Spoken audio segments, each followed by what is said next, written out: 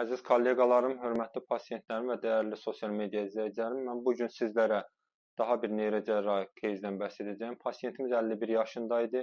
Bizə müraciət səbəbi hər iki əllərin ucunda keyləşmə, hər iki əllərdə ağrı, ayaqlarda ağrı, görmənin yarım pozulması, yəni hər iki gözün dairəvi şəkildə görməsi gərəkərkən onun hər iki gözü yarım görürdü. Yəni deyək ki, görmə sahəsinin yarısını görürdü.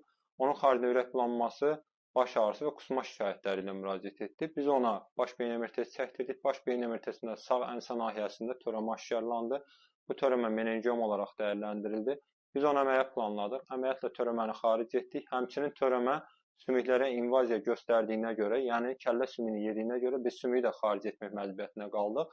Törəmə çıxarıldıqdan sonra biz onun yerinə xüsusi implant qoyduq və əməliyyatdan sonra MRT çəkdirdik. MRT-də törəmə tam çıxmış görsənməkdədir. Və bu şəkildə pasientimiz ağrılardan azad oldu, əllərindəki, ayaqlarında şikayətlər keçdi, hal-hazırda nevroloji qüsuru yoxdur və həyatına bu şəkildə normal davam edir.